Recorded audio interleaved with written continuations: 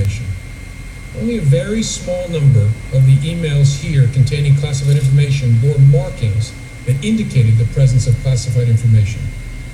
But even if information is not marked classified in an email, participants who know or should know that the subject matter is classified are still obligated to protect it. And while not the focus of our investigation, we also developed evidence that the security culture of the State Department, in general, and with respect to the use of unclassified systems in particular, was generally lacking in the kind of care for classified information that's found elsewhere in the U.S. government.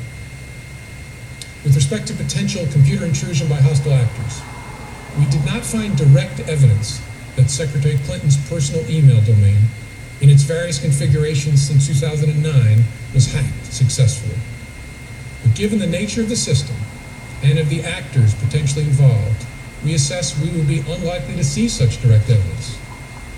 We do assess that hostile actors gained access to the private commercial email accounts of people with whom Secretary Clinton was in regular contact from her personal account.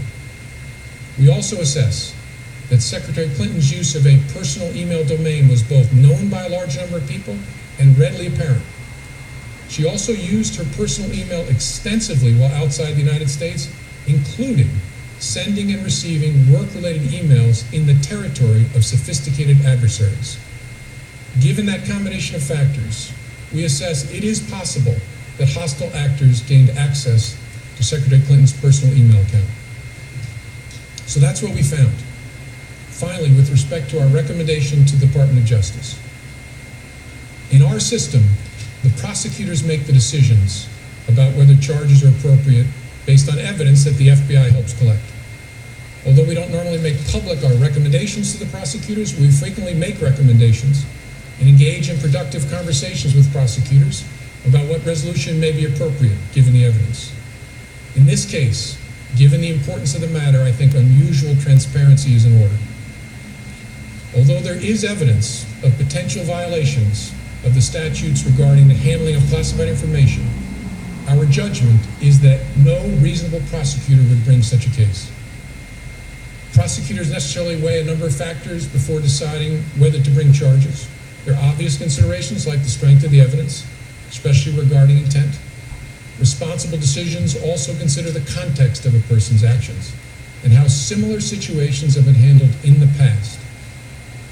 In looking back at our investigations into the mishandling or removal of classified information, we cannot find a case that would support bringing criminal charges on these facts. All the cases prosecuted involved some combination of clearly intentional and willful mishandling of classified information, or vast quantities of information exposed in such a way as to support an inference of intentional misconduct, or indications of disloyalty to the United States, or efforts to obstruct justice. We do not see those things here.